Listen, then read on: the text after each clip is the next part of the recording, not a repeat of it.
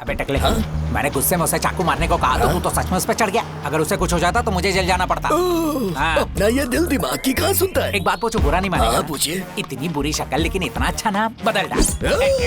ये थोबड़ा देख के नाम नहीं रखा है। जब मैं बच्चा था तो सबसे सुंदर था। बच्चा था जब डायपर पहनता था, अब चड्डी पहनता है। अब तो दूध छोड़कर एक खंबा पीता है। इतनी चीजें बदल दी तो नाम भी बदल ले। पूरी दुनिया को बदल सकता हूँ, लेकिन माँ बाप के दिए नाम को नहीं।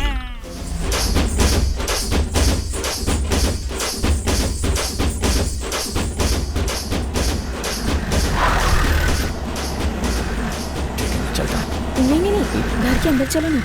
मम्मी पापा तुमसे मिलना चाहते हैं। अब बेटी तुम ठीक तो हो ये ना? मेरे पापा है। मल्लिका, माँ, बेटा थोड़ा ब्रदर हो ना। माँ, मैं ठीक हूँ। क्यों रो रही हो?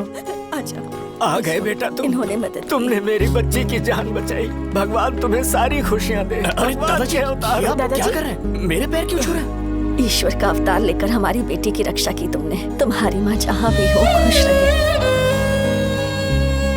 बैठो ना। बैठो बेटा। नहीं, मैं यहीं ठीक हूँ। मल्लिका ने सब बता दिया है। वो जमीन हमारे लिए मंदिर जैसी है। हम पे कितनी भी मुसीबतें आई, हमने उसे नहीं बेचा बेटा। कोई उस जमीन पर पैर न रखे, इसलिए मैं स्टे ऑर्डर भी लाया हूँ। इसके बावजूद उन्होंने बिल्डिंग बना दी। आज कॉलेज का खात मुहूर्त है। वो प्रॉपर्टी आंध्रा में है। हमें कोई सपोर्ट नहीं कर रहा। अब मैं कुछ कहूँगा तो गलत मत समझिएगा। वो जमीन आप उन्हें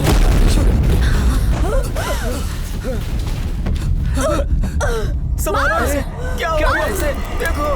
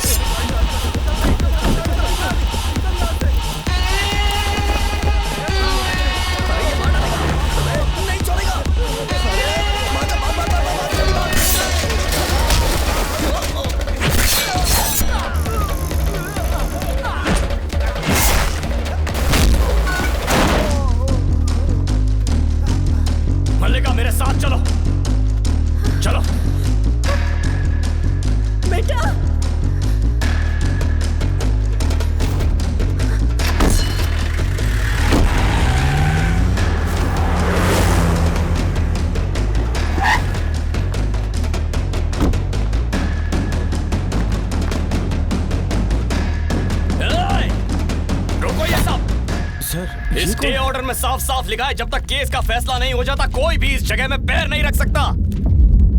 ऑर्डर कोर्ट से आया है लेकिन एक भी ऑफिसर को परवाह नहीं है, सब फंक्शन का मजा ले रहे हैं। कौन है बे वो राइडू?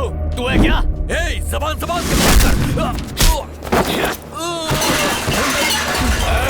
तो तू ही है वो राइडू? किसी के घर की बहू बेटियों को मारने पूरी गुंडों की फौज भेजता है तू? तेरी आंखों के सामने तेरी दोनों बेटियों को अभी चीर दूं तो बोलना। बात कर रहा ना, भौंकता क्यों है? सिर्फ धमकी देने नहीं आया हूं, इस लड़की को कुछ हुआ ना तो करके दिखा दूंगा। मालिका यहाँ, मैंने कहा यहाँ जाओ। ये तुम्हारी जमीन है, अगर यहाँ बिल्डिंग बनती है तो वो तुम्हारी होगी। यहाँ गृह प्रवेश करने का अधिकार सिर्फ तुम्हें है। बैठो। मल्लिका, मैंने कहा ना बैठो। पंडित जी, मंत्र पढ़ना शुरू कीजिए। मैं तुझे सिर्फ 10 दिन का टाइम दे रहा हूं। चाहता है तो अपनी इस बिल्डिंग को जैसे हनुमान जी ने द्रोणागिरी पर्वत उठाया था वैसे उठा के कहीं और ले जा, नहीं तो बुलडोजर से इस पूरी बिल्डिंग को तोड़ के इसके मलबे को भंगार के भाव में बेच देना। बस इस जमीन से दफा हो जा, और अगर नहीं गया ना।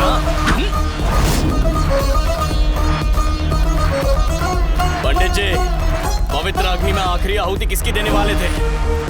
लाइए, मुझे दीजिए। ये लो, रखो इसे। आहुति दो मलिका, आहुति दो। आखिरी आहुति इसने दी है। आज से ये पूरा कॉलेज इसके नाम हो गया।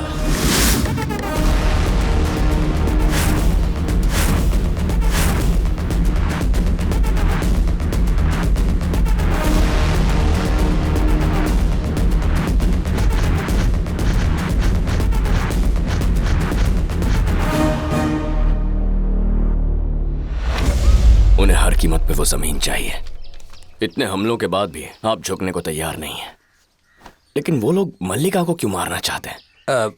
मेरे वेल्लोर जाने के बाद यहाँ क्या हुआ था? मल्लिका की फीस भरने के लिए कनगंबल क्षेत्रम से मैंने 3 लाख का लोन लिया था। उस दिन उन्होंने एक ब्लैंक स्टैम्प पेपर पर मेरा साइन लिया था। उन लोगों ने 5 लाख में वो स्टैम्प पेपर खरीद लिया और उस पर लिखवा दिया कि मैं 30 लाख में उसे भीमा रायडू को बेच रहा हूँ, जिसके लिए उसने मुझे 35 लाख एडवांस भी दिया है। उस पेपर को लेकर मैंने पुलिस स्टेशन में कंप्लेन भी लिखवाई थी। ये तुम्हारा ही साइन है ना? बैलेंस अमाउंट ले आओ और उनके नाम पे रजिस्ट्री करवाओ, वरना चीटिंग केस में अरेस्ट करवा दूंगा। सर, उस जमीन को बेचने के अधिकार मेरे पास है ही नहीं। ये एग्रीमेंट ही इनवैलिड है। ये तेरा पुरखों की प्रॉपर्टी है ना, तो एग्रीमेंट गलत कैसे हो गया? डॉक्यूमेंट्स के हिसाब से इसे बेचने का अधिकार हमारी छठी पीढ़ी की पहली औलाद को है। मैं सिर्फ इसे इस्तेमाल कर सकता हूँ। छठी पीढ़ी की पहली औलाद? वो कौन है? मेरी बेटी मल्लिका। इस जमीन को बेचने के हक उसी के पास है। काका, अरे झूठी कहानी चिपका रहा है। सुनो, अगर छठवीं पीढ़ी के वारिस को मिटा दे तो 5वीं पीढ़ी वाला अपने आप ही जमीन का मालिक बन जाएगा। इसीलिए वो इसकी जान के पीछे पड़े हैं।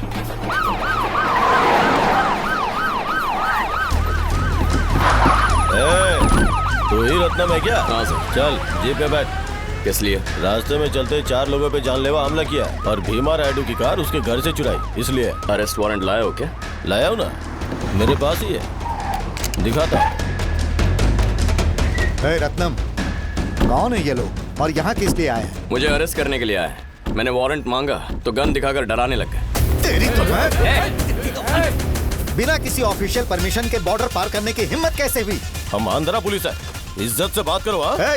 जब तक पुलिस अपनी सीमा क्षेत्र में है उसका सम्मान करता हूँ। बॉर्डर क्रॉस करने वाला मेरे लिए वॉचमैन है। मूर्ति, जाके मेन गेट बंद कर। कोई भी यहाँ से जाने ना पाए। इनकी शर्ट उतार के जमीन पर बैठा।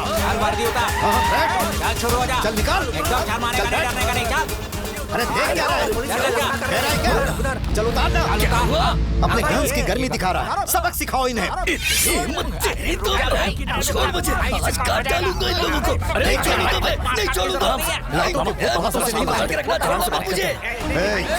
बिना यूनिफॉर्म के बॉर्डर क्रॉस करके विनम्रता से बात करोगे तो सम्मान के साथ भोजन भी कराऊंगा, लेकिन यूनिफॉर्म में अगर बॉर्डर क्रॉस करोगे ना तो पहले कंप्लेन रजिस्टर में एफआईआर दर्ज करना, फिर अपने डीएसपी से परमिशन लेके एसपी से अप्रूव करवाना, उसके बाद सारे डॉक्यूमेंट्स के साथ तिरुतानी के इंस्पेक्टर के साथ ही आना। नियम कायदे ताक पर रखकर अपने गन और पावर के दम पर शो ऑफ कर रहा है। कुचल तुम अब तुझे। चल जा, आज छोड़ दिया तुझे। चल जा। भीमा नायडू की कार चाहिए थी ना, वहीं पड़ी है, जा लेके जा। सुनो, हाँ बेटा, डरने की जरूरत नहीं है, हिम्मत रखो। हमारे लिए खास हो तुम। रत्नम तुम्हारे लिए कुछ भी करेगा। हे रत्नम। हाँ मामा।